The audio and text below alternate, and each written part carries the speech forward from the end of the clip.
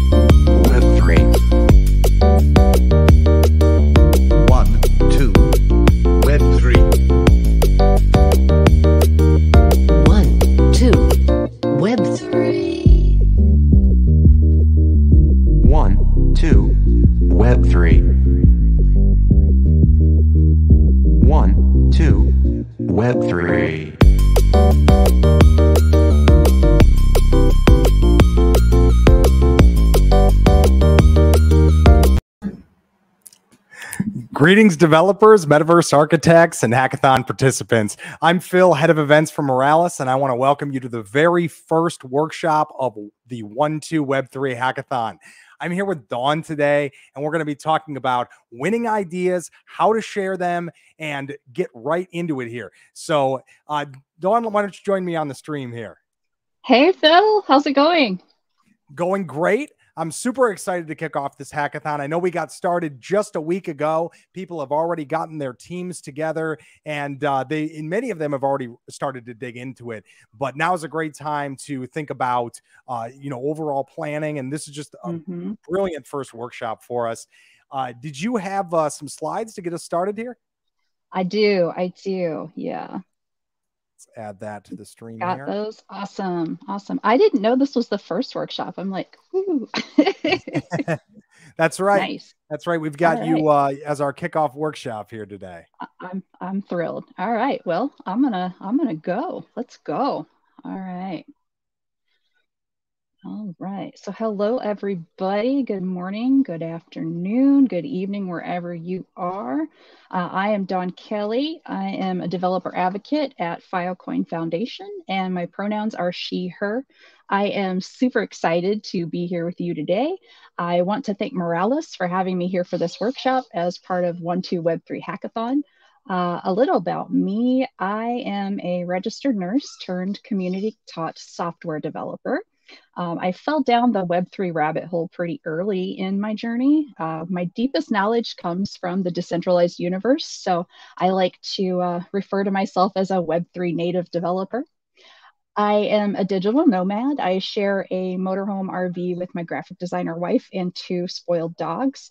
I've been lots of places and have seen lots of things, so I am passionate about helping non-traditional background and underrepresented minority peoples find their place in the Web3 landscape. My role as a developer advocate gives me a lot of fulfilling opportunities to draw upon this passion, such as being here with all of you today. So this workshop will focus on some potential hackathon project ideas. We'll give a brief overview of IPFS and Filecoin, and we'll also cover some helpful hints on how to make sure your project qualifies for bounties and how to put your very best foot forward when presenting your submissions. So let's get into it. All right, so you've entered this hackathon. You've attended some team forming sessions. You're ready to get down to business, but first you have to figure out a few things. What on earth should you build? How can you make sure the project's going to qualify for these awesome prizes that are up for grabs? And what can you do to make your presentation as effective as possible?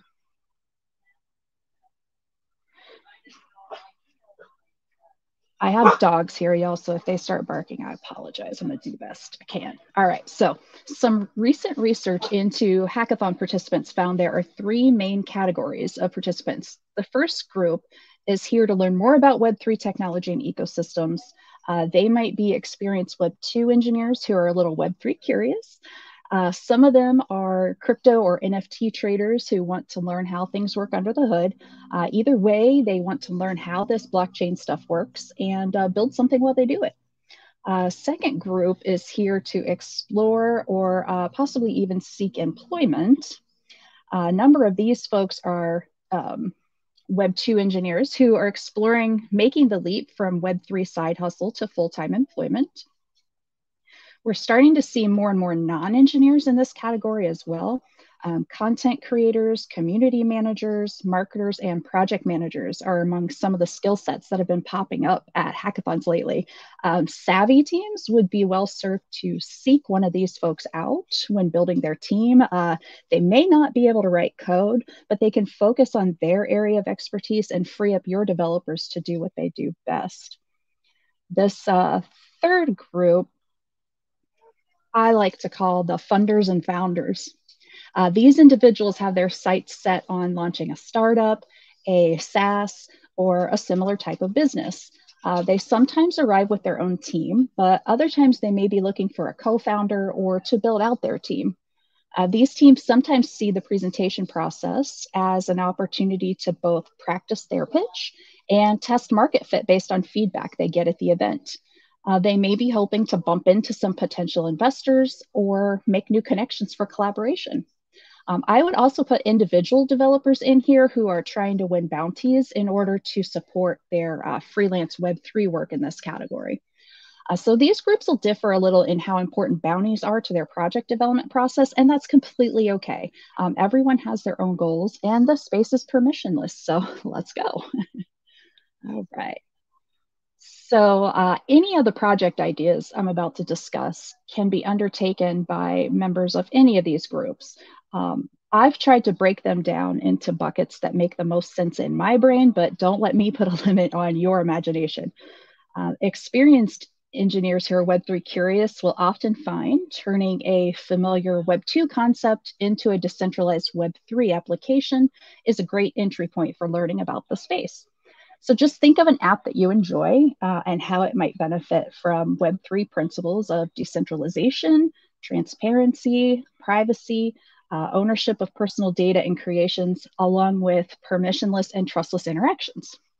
So some examples of some possible projects might include applications to facilitate communication, like social media or video chat, like what we're using now, video streaming services like YouTube or Twitch, and vehicles that allow creators to capture the value of their creations, such as e-commerce and blogging platforms.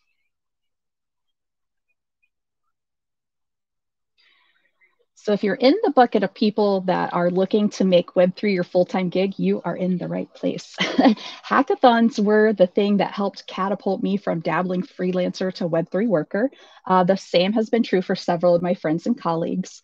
Hackathons not only create an opportunity to interact with sponsor companies, but you're also creating a portfolio pieces at the same time.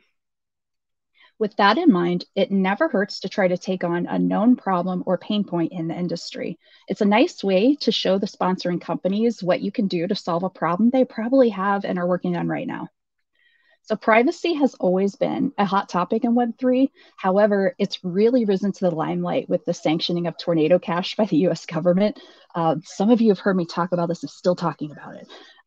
Following these sanctions, GitHub removed the code of Tornado Cash and associated developers, basically censorship of their free speech. So as much as we focus on decentralizing our apps, we're still relying on some very centralized technologies while we do it.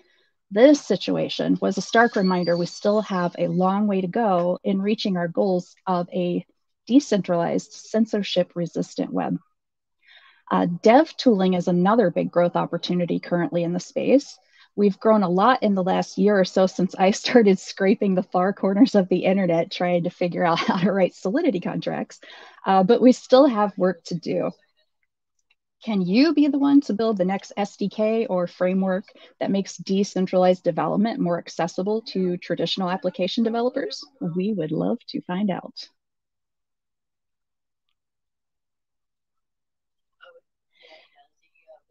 As I said before, anybody from any category can build any of these things. I like to think this last group, though, our funders and founders, is where we can talk about tackling the big stuff. In his book, Green Pilled, Kevin Iwaki shares a quote attributed to Anon, which I love. All coordination is a choice. We choose the future we want in the day-to-day choices we make, not only in the types of assets we buy, but also in where we put our scarce time, attention, and skills. And what does this mean, though? As a species, we're facing a stunning number of problems, which are adding up to pose a risk to our continuing to live life the way we are. Right now, if we look around, it's not hard to see that the legacy way of doing things are failing. And in many ways, humanity is not thriving right now. The United States is seeing increasing social and political violence. A third of Pakistan is underwater with tens of millions of people displaced, and crises like homelessness and famine keep growing year over year.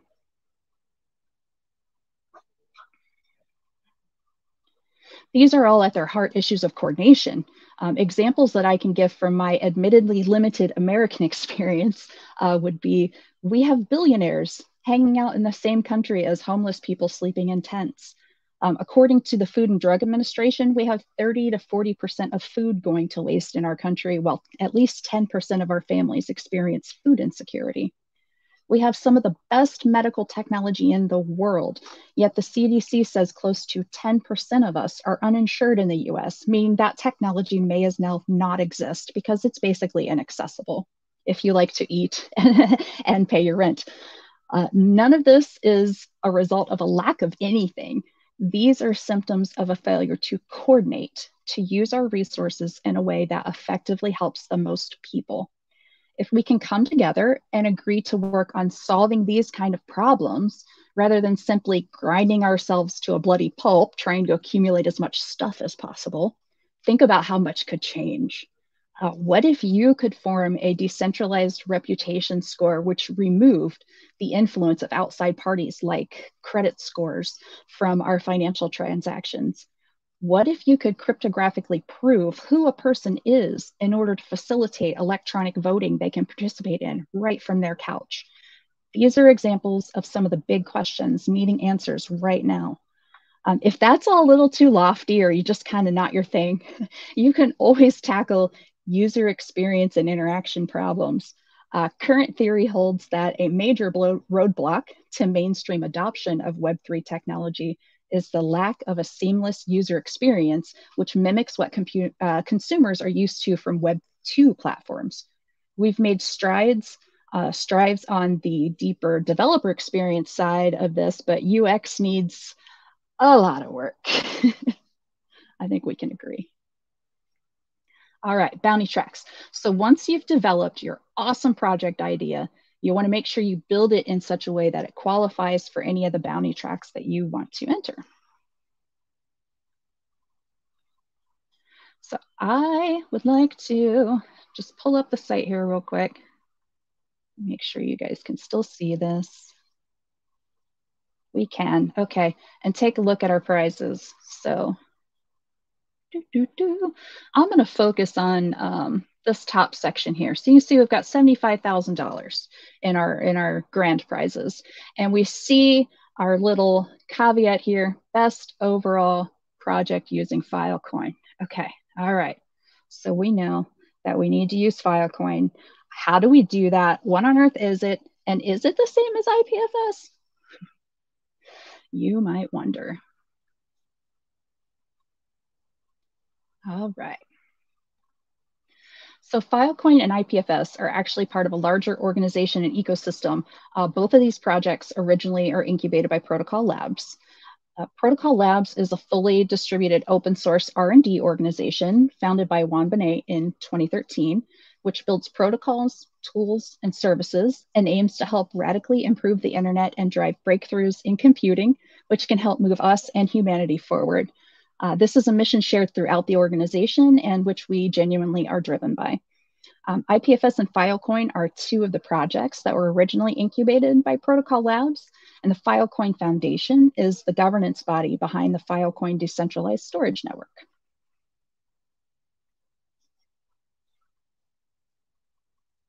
I think we can all agree that data is an absolutely essential part of our daily lives. Not surprisingly, the development of tools to store and manage data is also a super fast growing field in Web3. Enabling distributed storage mechanisms can also enable so many new applications and use cases to be built out with more permanence, with trustlessness, and with more resilient outcomes and censorship resistant qualities.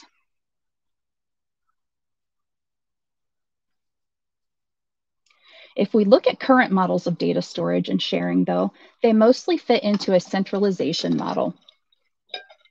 There are only a few main companies that are offering storage, with some centralized companies having access and rights to our data via social media and other platforms and web profiles. If you are not paying for a service and you can't figure out how they make their money, it's likely that you are actually their product. This leads us to several social and engineering issues. The first one is a resilience engineering challenge. Centralized models create centralized points of failure. If a central server goes down, whole services which we rely on daily also go down, including things like Twitch, YouTube, Twitter, payment services, and other things we rely on every day. Another problem is the lack of security and ownership of our data, and this is a social problem. Centralized models create attack vectors for data harvesting. Individuals and businesses both incur significant financial losses and loss of trust as a result of these attacks. It also poses a censorship and misuse threat. We've seen plenty of stories around what can happen with large sets of data and how countries' invested interests can leverage that data to sway voters, censor people's access to information, or otherwise create societal mistrust and problems. Other big social issues for users is built-in censorship and lack of portability around their own data. Centralized models have the power to decide who is allowed to store content with them, under what circumstances, and how. This can lead to vendor lock-in and a complete lack of data sovereignty. Once you store your data somewhere, it can be very difficult to move it, and you also end up at the whims of the centralized entity's pricing model.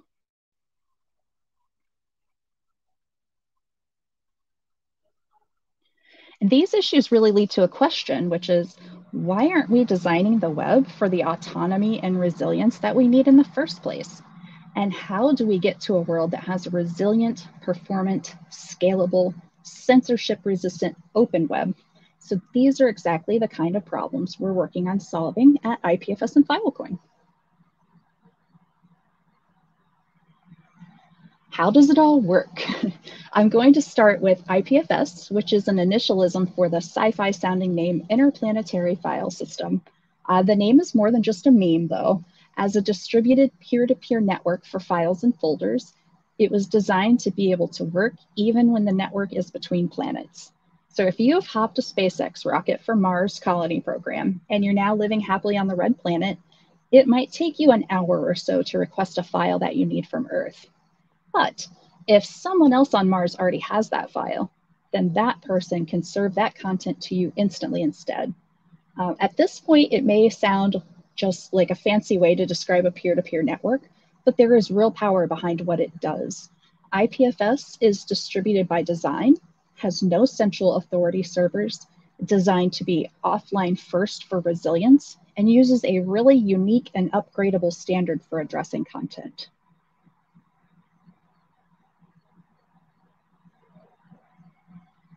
So IPFS is unique because it addresses content by what it is instead of where it is. And what does this mean? We're mostly familiar with location or path-based addressing for storing and accessing content. This would be things like the file path to where an item is stored on your computer, or location paths pointing to an HTTP address. These addresses tell you where to look, but there's no way to know if the expected content will be there until you open it up. IPFS uses content addressing. With a content ID, you have assurance that you're getting the same material back every time. This means anyone storing that matching CID can serve you the material regardless of where it's stored. My favorite explainer for the difference between these two approaches was born out of an attempt to explain to my teen boys what it is I actually do for a living. And it goes something like this. So imagine you and I are besties, and I'm sad because I'm out of the world's best breakfast cereal. You're an amazing friend, and you want to go and get a new box for me and cheer me up because you are a good human. So you ask me what to get, and I tell you, go into the grocery store, find aisle 6, get a box of cereal from the third shelf, 8 boxes from the right-hand end of the aisle. Now, odds are very good that you can follow these instructions precisely and still come back with the wrong cereal. It could be the night stock crew reorganized the aisles. Maybe they're out of this best breakfast cereal in the world. Maybe a bored kid shuffled the boxes around. I don't know. So if we try again and use the content addressing way, you want to get me my cereal to cheer me up. So you ask me what to get, and I tell you, the greatest breakfast cereal of all time is called Reese's Puffs. This box is orange. It has a large picture of a bowl with the cereal on the front. The last numbers of the UPC are 5034 for the 11.5 ounce box or 1256 for the 29 ounce family size. Boom. Now you know exactly what you're looking for, and your odds of success are greatly increased. You can scan the aisle for orange boxes, then use the picture, name, and UPC code to verify that you're selecting the right cereal. You might even get lucky, find a box on a display at the front of the store, and you don't even have to go all the way to the aisle. It's kind of wild how just shifting the focus from a location-based address to a content-based ID opens up the web to massively distributed use cases and storage solutions.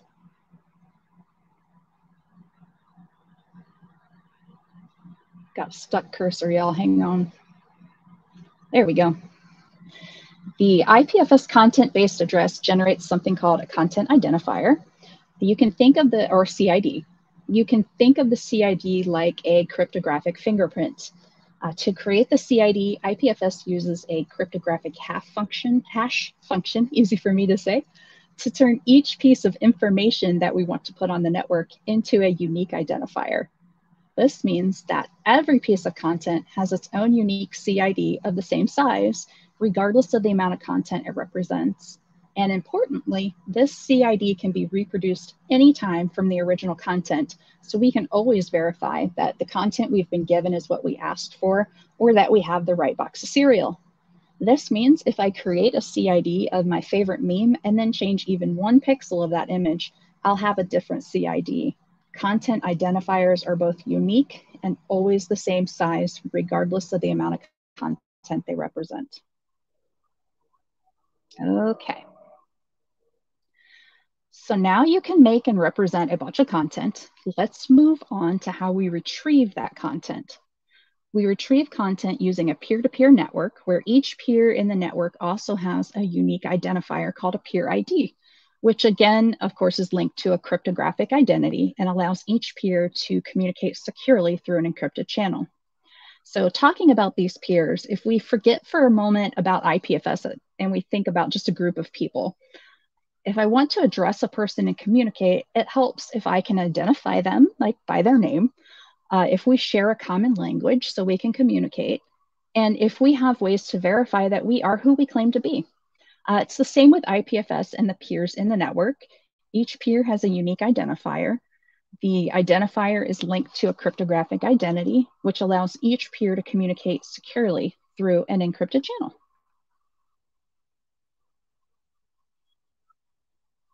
In order for peers to be able to discover each other and the network transports that they support, we use a distributed hash table.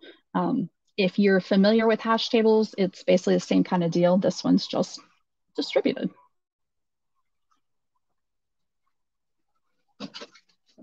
The distributed version is not too different, apart from the need for multiple peers to maintain it. So in very simple terms, the DHT is like a directory, except everybody helps maintain it and keep it updated. So in order to get the values associated to a key, in this case, it would be our CID we're looking for, a peer asks other peers in the network who has the associated row. And it's a bit more efficient than just a general broadcast because peers with certain names or peer IDs become known to be more likely to store certain rows. That way, a peer knows which of its peers it's connected to is most likely to have it, the value that they're looking for. And if they don't have it, that peer will go on to connect to their peers that they consider most likely to have it. So it's kind of all one big social network looking for your information. Some of this gets pretty technical. If you're interested in a deeper dive, I encourage you to check out docs.ipfs.tech. If we've gone deep enough for you already, that's completely okay too. The main thing to understand here, though, is that all of this big brain protocol and networking logic is what makes IPFS a really important and valuable protocol, not just for Web3, but also for tech use cases specifically and the web in general. In fact, even Netflix is an IPFS user. It's also valuable for anyone who wants to serve or retrieve content on the web, which is basically everyone, because it enables distribution at scale and provides verifiability of the data. It allows trustless transactions between users, regardless of any existing social or political distrust. But how do we ensure persistence and permanence of this data?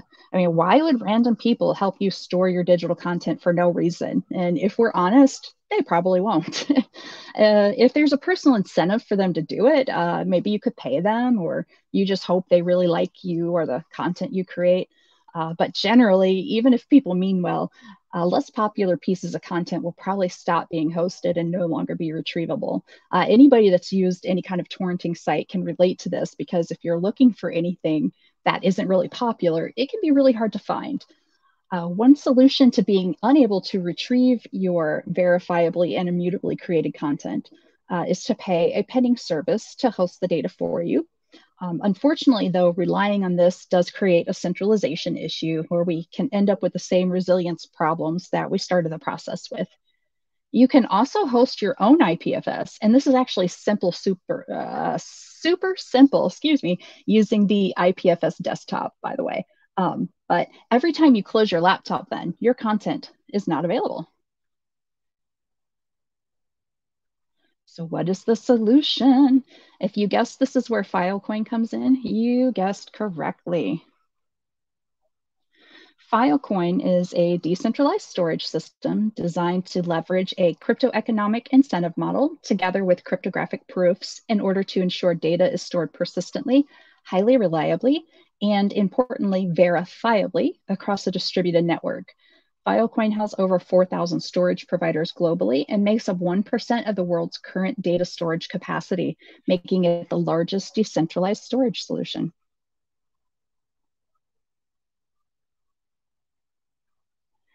Filecoin is architectured and designed to leverage a crypto-economic incentive model together with cryptographic proofs in order to ensure data is stored persistently, reliably, and verifiably across a distributed network.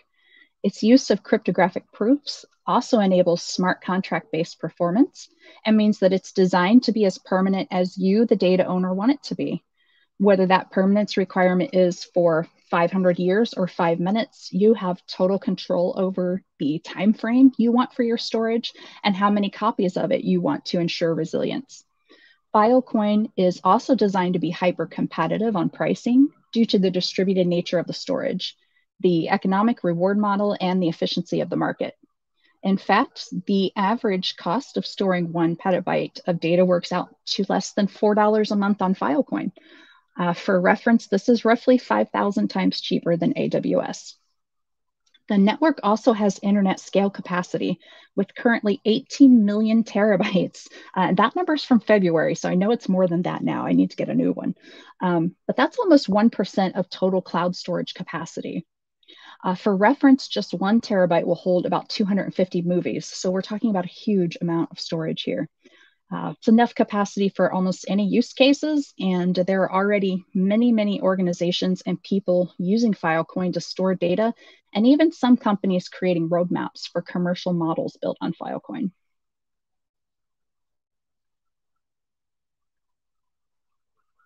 So if we look at how these deals work, Filecoin uses Filecoin storage deals, which include 2 main consensus mechanisms to ensure both rewards for good actors in the system and penalties for bad actors. When you make a deal with one or more storage providers to store your data, the provider generates a proof of replication, which proves the storage provider is storing a unique copy of original data. Over time, providers must prove that they still have random subsets of this client data and create a proof of spacetime. Anyone at any time can check for this proof. This proof makes up the mechanism by which miners, who are the users that are providing storage and retrieval, are rewarded with Filecoin. So since these users must also stake Filecoin as collateral to join the network, if they fail to provide the proofs, they can be penalized, which is how we dissuade them from undesirable activity. So when your storage deal comes to an end, you can either opt to let it expire if you don't need that data stored anymore, or you could renew the deal. If you opt for renewal, providers will bid to host the content, which creates a competitive market for you on pricing. All right, so this is what builds in not just data permanence, but also data timeframe sovereignty. So however long you want to store it, that's how long it'll be in there, and that is what you will pay for. You only pay for what you need.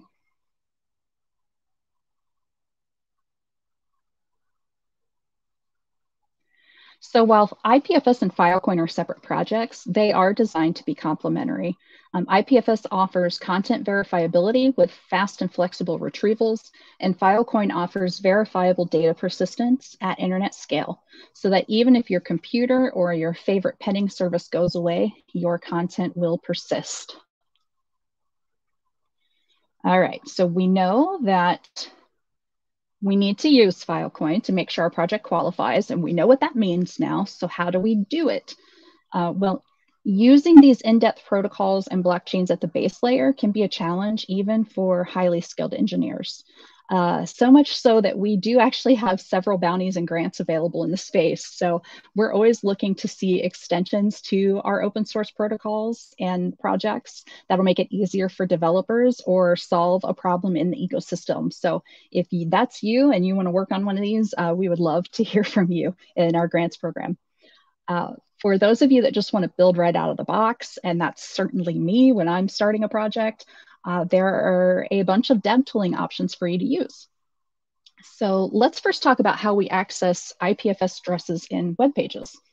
So how do we access IPFS in the browser?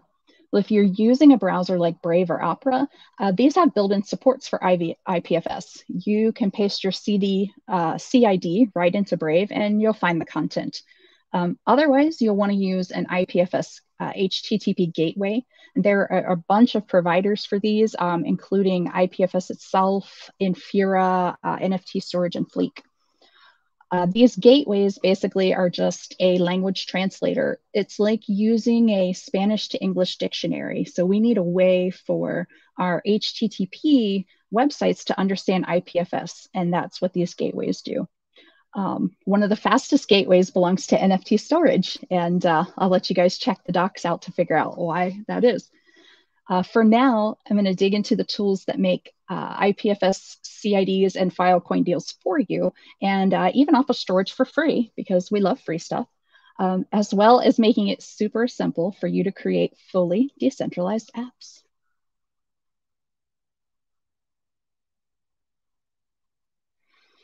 So luckily, some very talented engineers have made a few tools to make this whole thing easier to navigate. We like to call them storage helpers, and my two favorites are NFT.storage and Web3.storage. Web3.storage, excuse me.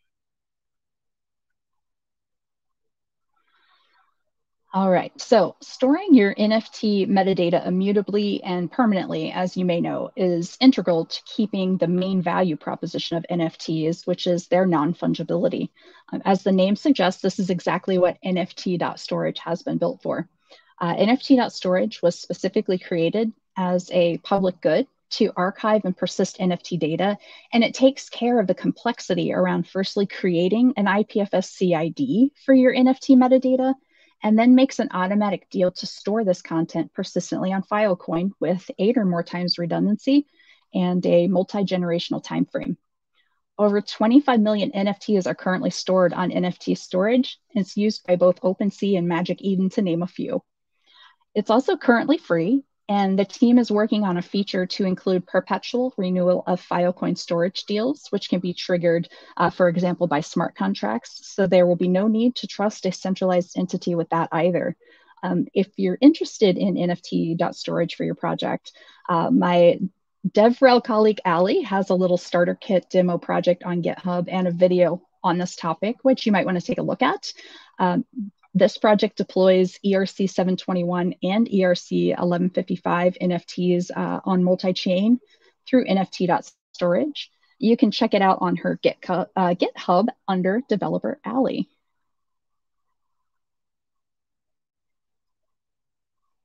So what about data that is not for NFTs?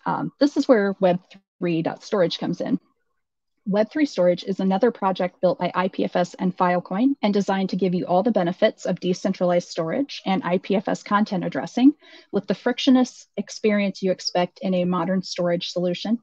It's also free to use and store data up to 1 terabyte and compatible with both JavaScript and Go client libraries. Nothing horrible happens if you put NFT data on Web3 storage or regular data on NFT storage, so don't stress. It is worth knowing, though, that the projects have differing roadmaps. For example, NFT metadata is currently viewed to be a public good. Therefore, NFT storage is currently free, and Web3 storage just has slightly different goals and roadmaps. So it's just worth keeping in mind.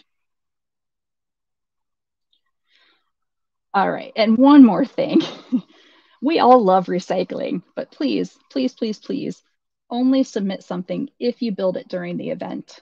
Part of the challenge of these events is the time constraint, and it's just not good sportsmanship to dodge them. If you have an existing project and you're building the equivalent of a new project on top of that, it's fine, but please spell that out clearly in your README file. Explain what you had before the hack and what you've added. If you have finished a project and you're looking to take next steps on it, a better idea would be to come talk to us about our grant program. We can actually, if it's a good fit, help you with funding to help you take that project forward. You can learn more about those opportunities at hackathons.filecoin.io. Otherwise, we end up having to disqualify duplicate project entries, and it makes us sad. And nobody likes sad judges. Sad judges don't give good scores, I don't think. All right, okay, so we have an idea. We know how to make sure it qualifies. And now we have to figure out how to make a banger of a presentation that will just wow our judges, win us prizes, and launch us to never before imagined heights. Maybe not quite, but we want to win. So let's talk about how to maximize our chances of walking away with some sweet, sweet bounties.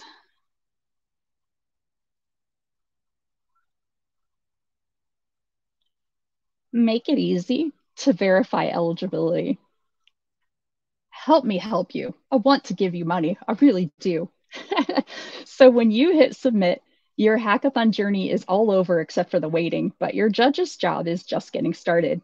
The number of entries varies from event to event, but it's not uncommon for us to evaluate hundreds of entries for a handful of available bounties. Time is obviously at a premium in this scenario, so the first thing I'm going to do is make sure your project is qualified before I spend time looking at anything else.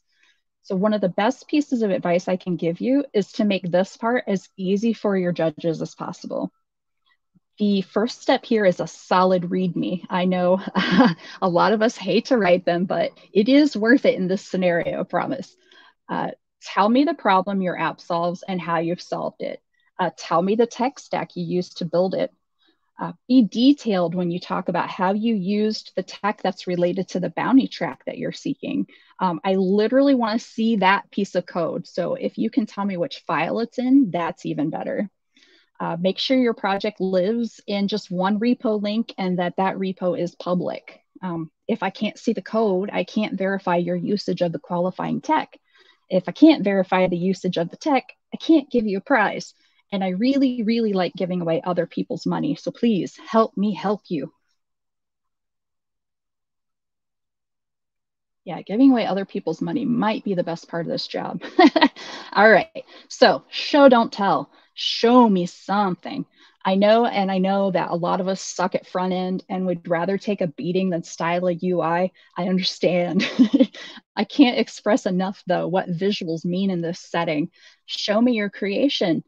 I don't care if your front end dev was abducted by aliens and now I'm looking at your Figma prototype. That is okay.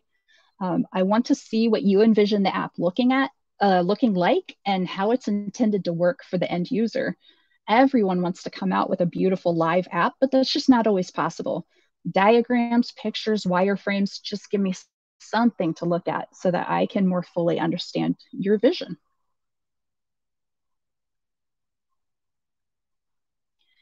Please keep it short. You remember the time crunch, right, that we were talking about? Ideally, your demo video will be under 5 minutes. I don't just say this because it makes my job easier, even though it really does, but learning how to concisely share your problem, solution, and future goals for a project is a skill that will help you win in the workplace and with potential investors if that's your goal. Be concise and stick to the important stuff. I know sometimes transaction times can eat up a little bit of a demo, so maybe you'll have to do a little editing in there if something lags for too long if you're presenting by video. It's okay, just try to keep everything concise. And then talk about what's next. Do you have any future plans for this concept? Not everybody does, and that's all right. If you do, though, tell me about them. What additional features might you add if you were to make a version 2? What did you want to add, but you just ran out of time? If this was a fun experiment and that's it, that's cool.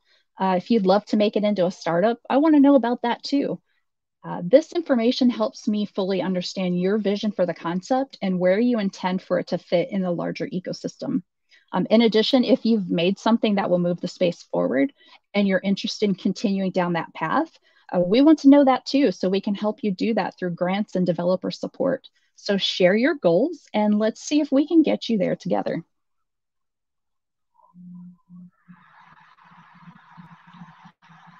Okay, so you now know all the deep, dark secrets that there are to getting your presentation in front of your judges in a way that's going to make them happy.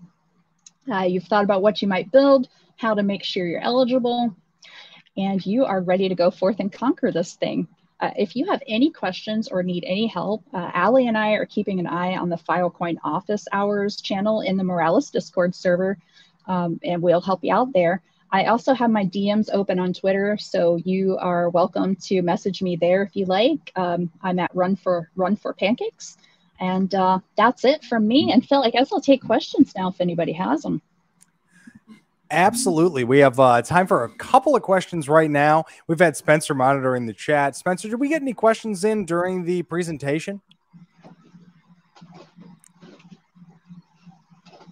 If so, he's going to put them up there on the screen.